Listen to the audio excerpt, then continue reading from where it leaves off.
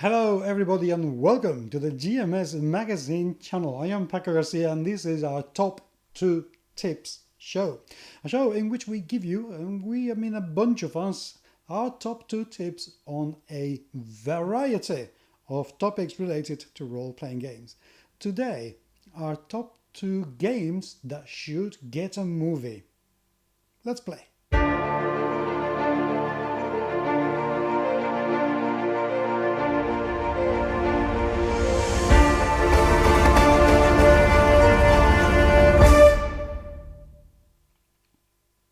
If this is the first time into this show, well, in this show we're gonna give you a bunch of us, and some videos will be different from another, our top 2 tips on a lot of things. And this time the topic is what role-playing games should have their own film, because there are loads of them. Loads and loads and loads of them. This is my second, would be these not particularly well-known role-playing games. Lippers, the Orphan of the Cold War, came out a couple of 3 years ago, perhaps 4 years ago. I can't remember exactly when it came out, and I thought the premise was absolutely brilliant. Absolutely love it. In this game, during the Cold War, there have been a number of facilities that have investigated and experimented with humans to turn them into super soldiers. But not super soldiers, Captain America type of super soldiers, but super soldiers with superpowers. And superpowers that can be anything from controlling insects to having limbs that are made of something else, psionics, even to the point of one that I really loved that can also open their guts and use their guts as a weapon. Is that sort of thing. When the Cold War ended, some of those cells were put to sleep, and some of the mercenaries, soldiers that were being transformed, were left hanging there in stasis. And in this game, they're being found little by little, and they have created factions. So you could be a faction looking for more of those agents, sleeping agents, to turn them into your cause, or maybe you want to use them to, bring chaos onto the planet. I don't know, but the premise is absolutely brilliant. I loved it, and I think it's so watchable. It would be fantastic as a series, absolutely fantastic as a series, but as a movie, yeah, I can see this working really, really well. My top one, which is what I'm bringing the second, is my absolutely beloved Mindjammer. I cannot get enough of Mindjammer. I think it's one of the best science fiction games ever made, probably for me the best, and it offers an extremely solid base for a science fiction universe. If you haven't heard from Mindjammer, there is obviously a review that I've done in the past about this game, but essentially what's happened is that, well, this game is based like 15,000 years in the future, and faster than light travel has been discovered about a couple of 100 years ago, perhaps. Therefore, over this period of 15,000 years, Earth has been sending out and about an awful lot of probes that couldn't reach light speed. Close, but not light speed. And thus, they've managed to get a little bit far into the galaxy, but not to the other side of the galaxy. And over the 15,000 years period, because communications are actually sublight as well, and thus they are very slow, 5 years for an email to get from a planet to the nearest star is that could take a while, that could take a long time. So colonies have been lost, colonies have been forgotten, colonies have died, new civilizations have sprouted out of those colonies that were sent from Earth, and even new species have been created after all this time. But now that the commonality, which is the benevolent I've said it. The benevolent dictatorship that runs Earth wants to get back all those colonies. Are they going to be happy about that? Are they not? Which one of them? What happens with those that have died? And who are the Venu? Why are they there? And why are they so chaotic and so evil? Why are they the enemy? Are they? So I think it creates an absolutely fantastic setting because there's so many possibilities to create colonies that were lost and were found. Yeah, Mindjammer would be absolutely, well, just as perfect as the game as far as I'm concerned. So please do take a look. But now remember, please, that this is a cooperative effort. We would love to have your input as well. So please do leave comments down there in the comment section of the video. But if you want to be part of this initiative, just wait until the end of the video and I'll explain exactly how to get in touch so we can have you around. But now, here are our friends. Hello. The topic is top 2 games that should be turned into a movie. And that was a no-brainer, really easy. Rifts and Torg. They're both multi-genre role-playing games. One is one of my favorite games I've never played consistently. That's Torg. I hope to correct that with the new edition. And the other one is a game I played through the 90s incessantly, which is Rifts. They both have great imaginative settings. I can't play Rifts anymore. The systems, I've really outgrown the system and I can't wrap my head around it, but the setting itself, the robots, the creatures, the story, I think it's prime and ready for a big budget movie. I know there were talks about that. If I could just have my dream RPG movie, Rifts. And then Torg. Torg has a really compelling story that could really bring all sorts of elements that are really popular in cinema. Knights and power armor and invasions and magic. I think it would be a great, whole lot of fun, either as a movie or maybe as a miniseries. Those are my 2 picks, Rifts and Torg. What do you say? Later. Hi everyone, I'm Alice Pang, aka Lala Twiddle. I'm hostess on the Babies with Knives podcast and a regular contributor to Mike Lafferty's Banff podcast. I'm Brandon Powers. I'm also a host on Babies with Knives and, similar to Alice, a regular contributor on the Banff podcast. Today, we're going to be talking about Babies with Knives' top 2 movies that should be made out of RPGs. So yes, top 2. First one we're going to cover is Shadowrun. Shadowrun is a game that came out originally in 1989 by FASA and has since changed hands to Catalyst. Its latest edition is 6th edition coming out this year by Catalyst Games. And what I absolutely love about Shadowrun is that it is a cyberpunk game that has magic in it. It's an urban fantasy cyberpunk game. It's got dwarves and elves and orcs and trolls that just re-emerged into this world. And the world is controlled by mega corporations. And mega corporations are something that's actually very true to our current day at this point. But you've got magic and cybernetics in the same world. You've got a world set up for megacorp conspiracies, corporate warfare, detective fiction, crime for just survival or for crime's sake, or even for justice. So yeah, that's me. Brandon, what about you? What's your first? My first pick is going to be the 1996 fantastic game Deadlands that was made into a card game in 1998 that was called Doomtown.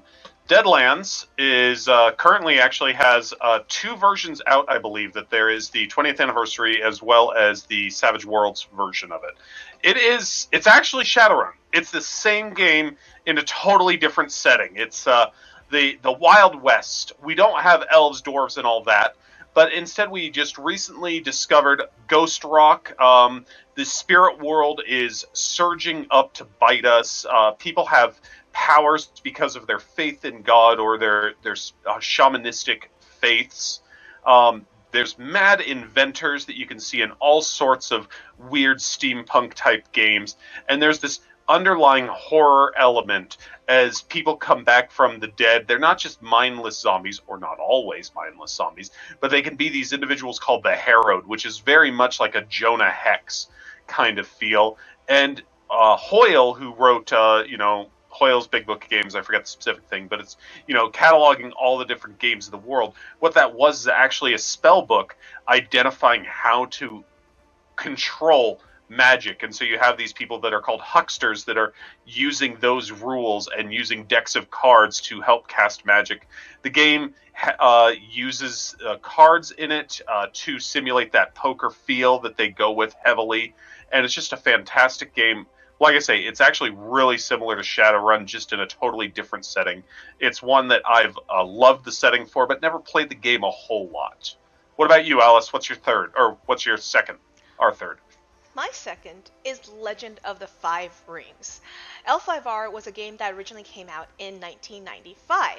It came out as both a role-playing game and a card game. And actually, I should not say just both, because it also came out as a miniature war game.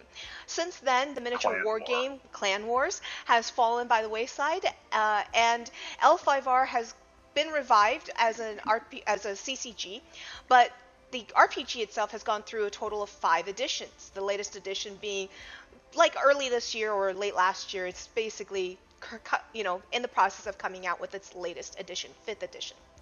I love this world because there is a good mix of a lot of different things. There's enough that Western philosophy and Western society can understand the take on the Asian, because it is definitely not traditionally Asian.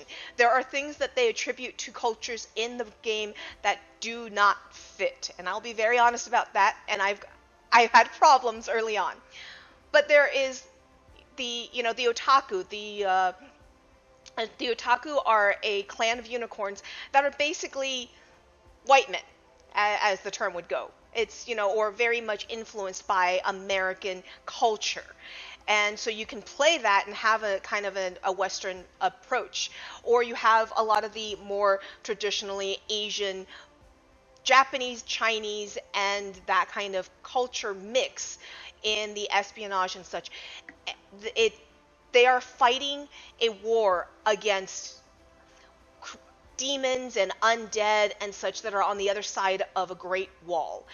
And there's a lot of stuff that can be dealt with for magic and demons and spirits on this side of the wall as well as the other side of the wall. And there's also the court intrigue aspect, which has never been my favorite. Brandon, what about you? Well, just about L5R, let's not forget they also had that the game where your armies were on discs and your movement was based on how many times you flipped. I never played those games, but I couldn't remember the name of that game. I was trying to remember, but yeah. I do remember. I remember playing it. I don't remember the name of it. But yeah, we had a friend who was more into it, but that wasn't a bad time, but not my specific flavor of Legend of the Five Rings. My last one is going to be Feng Shui. Alice, please correct my pronunciation. Feng Shui. That's exactly what I said. These are the first ed books. It's a fantastic game. We already have a movie for it in a lot of ways. Yep. It's the ever classic Big Trouble in Little China. But let's take Big Trouble in Little China and let's amp it up. So the way that Feng Shui works is that there is a battle for reality. There's a setting called the Netherworld, which we can connect to through various Feng Shui sites that are close to it. The Netherworld connects different time periods, and so in the standard one, there's a future one, let's say like 2067. I don't remember the year specifically. There is our current day. There's one in the 1880s, and then there's a time period that's way back during, dynastic China. I don't know the specific year. And there's all these factions that are vying for control over the Feng Shui sites in a variety of different times, because whoever controls those sites is going to control the way reality plays out. Very much Mage the Ascension in that kind of thing. But the game is this Hong Kong action, martial arts, just a very flurry of blows. Magic Nothing and demons, in here. Don't forget about that too. There's magic and demons. There's undead. There are monsters from the future. There are intelligent apes. It's got everything that you could ask for a good time on a Saturday night. And there is even Cybermen. There are definitely Cybermen. It's a fantastic game. It plays fast, and just having a movie of it and seeing that would be absolutely fantastic. Similar to my other pick, it was actually it was preceded by a successful collectible card game known as Shadowfist. I believe Shadowfist is still in print these days, though at a much reduced rate. But Shadowfist was producer. L5R was and Shadowfist played tag on the number 2 and number 3 most popular card game positions actually for a couple years, with Magic obviously being the big one back in the 90s. And I find it interesting that all 4 of our picks, 2 from Alice and 2 from me, they've all had card games. So I thought that was kind of an interesting thing. Interesting. Well, thank you, Brandon. I definitely support Alice's picks. I'm looking forward to a Shadowrun movie or an L5R movie. I think that she'd be looking forward to movies based on Feng Shui or Deadlands. I'm definitely a fan of your 2 picks as well. But, picking down a 2 was difficult. Well, thank you for watching. And go ahead, Brandon. And one last thing I'd say, make a movie out of any of it. Because, as the world is discovering from comic books lately, that we've been reading these books for their settings for years, and any of them will make a good movie. Yes. Thank you for watching Babies with Knives host Alice Pang and Brandon Powers. Bye. Adios. Hi, I'm Dave, and here are my top 2 RPGs that I think should be turned into movies. Number 1, I think, would probably be Cult. I know it's a bit out there, isn't it? And kind of horrific. And but I was a big fan of Cult. Scary stuff. Possibly the scariest RPG session I've been through. Well, maybe the tensest anyway. I think the scariest might have been dethroned recently by playing Alien. Cult would be great. It would probably look a lot like Hellraiser, Hellraiser meets Call of Cthulhu. That's the best way to describe it. I was a big fan of the first and second editions of Cult, especially the second edition. I loved the black and white, weird typography and stuff like that. I may be controversial by saying I think that the new edition may have gone a little bit too far. Yeah, it was a little bit too graphic for me. It kind of put me off a little bit. But yeah, I think Cult would be my top choice there. Number 2, I'm going to be really selfish, and I think there we go. I think my RPG Wild would make a great movie, because basically it's Inception meets The Matrix in Neil Gaiman's The Sandman, but directed by David Lynch. That's the way I always pitch it, and I think that I'd pay money to go and see it, but I'm a little bit biased. It's a setting in the sort of alternate present, where there is dream share technology, where people can wire themselves up and experience the same dreams. Large corporations are using it for training and for recreational use, a bit like Total Recall or something like that. And there's going to be some dodgy stuff going on, but they've also tapped into some strange stuff in the collective unconscious, which is seeping through to our reality. So yeah, I think that would work. Yeah, there's my pitch. Hey Hollywood, you know where you can find me. Call me. Okay, that's mine. Until next time. I can see a new golden era for Hollywood as soon as somebody watches this video and realizes, oh wow, yeah, we can see things. So anyway, what are your top 2 films based on role-playing games that you want to see based on role-playing games? I'd love to hear what you have to say. If you want to be part of these videos, whether you have a blog, a vlog, another YouTube channel, or anything at all like that, or if you know somebody who does and might be interested, please share this video, let them know. We'd love to have you around. Just get in touch through my Facebook page, GMS Magazine. You can find it very, very easily, or on Twitter. Just send me a message, send me a tweet at GMS Magazine, and or leave me a comment down there in the comment section, and I will get in touch, because it would be great to expand the family and get a lot more to tips. If you haven't done so yet, please remember to subscribe to this video and click on the little bell button so you get notifications when we upload new videos. And until the next time, thank you once again for being there. Take care.